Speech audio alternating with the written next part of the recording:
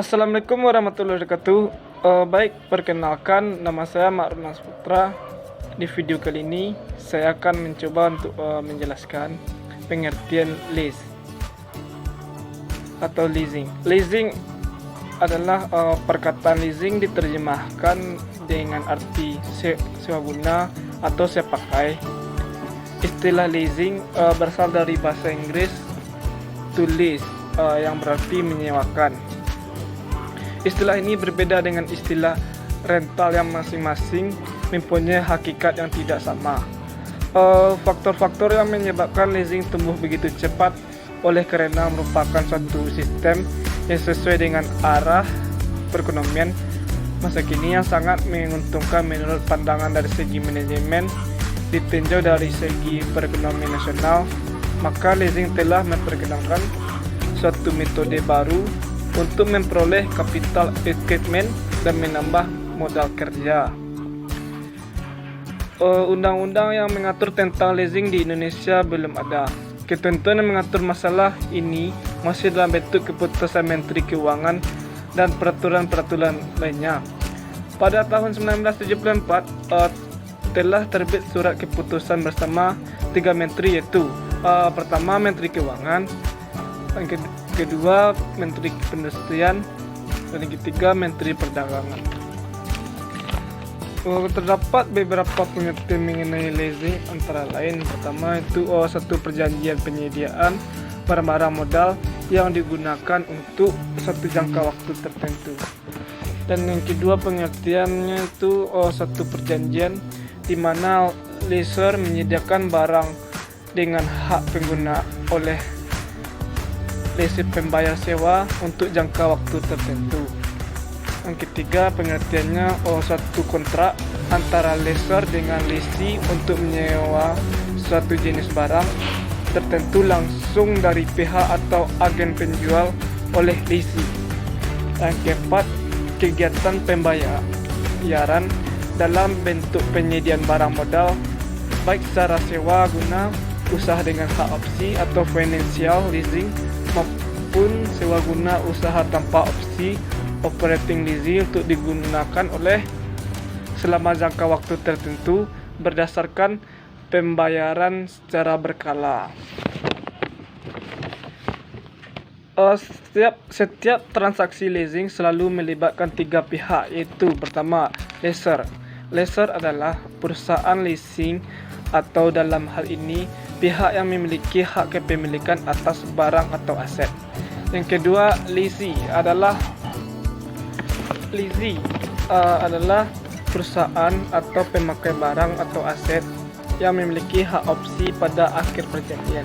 Yang ketiga itu supplier atau vendor adalah pihak penjual barang yang disewa guna usahakan.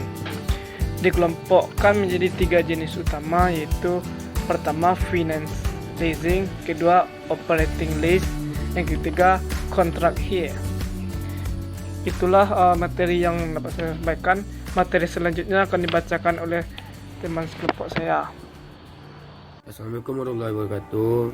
Nama saya Kelvin Gersolis, NIM 180596. Di sini saya akan menjelaskan keunggulan dan kelemahan pendanaan leasing bagi perusahaan. Poinnya adalah keunggulan menggunakan leasing.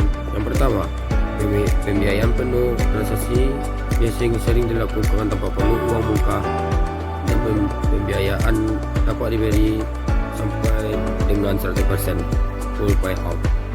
Hal ini akan membantu cash flow terutama bagi perusahaan leasing yang baru berdiri atau beroperasi dan perusahaan yang sedang berkembang. Yang kedua, lebih fleksibel. Dipandang dari segi perjanjiannya, leasing lebih luas karena leasing lebih mudah menyesuaikan keadaan keuangan leasing dibandingkan dengan perbankan. Dan yang ketiga, sumber pembiayaan alternatif. Leasing merupakan sumber pembiayaan lain bagi perusahaan tanpa menggunakan jalur kredit yang telah dimiliki. Dari segi jaminan dilihatin tidak terlalu menuntut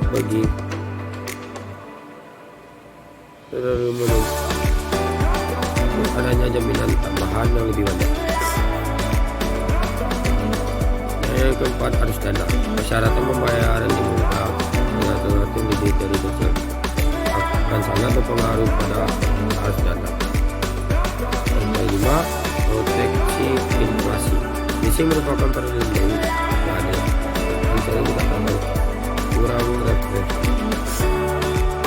Yang keenam, kapasitas lease, biaya adanya biaya tambahan selain harga perolehan seperti biaya penyerangan, instalasi pemeriksaan. Dan yang B, kelemahan leasing. Seperti tadi adalah keuntungan dan di sini adalah kelemahannya. Hal kepemilikan barang yang pertama adalah hak pemilikan barang hanya akan berpindah apabila kewajiban leasing telah diselesaikan dan hak opsi digunakan. Yang kedua, seandainya terjadi pembatalan suatu pinjaman sewa guna usaha, maka kemungkinan biaya yang ditimbulkan cukup besar.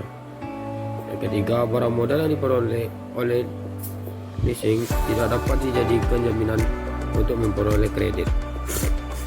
Yang keempat, risiko yang melekat pada peralatan. Yang kelima, fluktuasi barang. Adanya fluktuasi bunga menimbulkan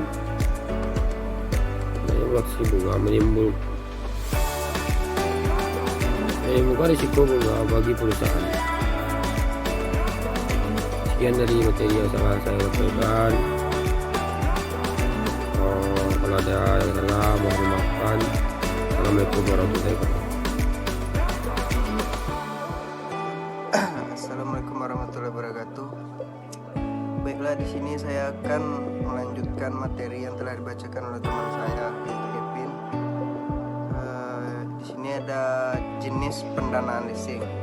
Yang pertama ada kapitalis. Kapitalis merupakan jenis leasing yang perusahaan leasing adalah lembaga keuangan.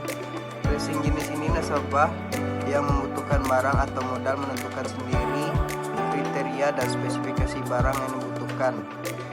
Sehingga leasing bebas menemukan barang apa yang ia inginkan.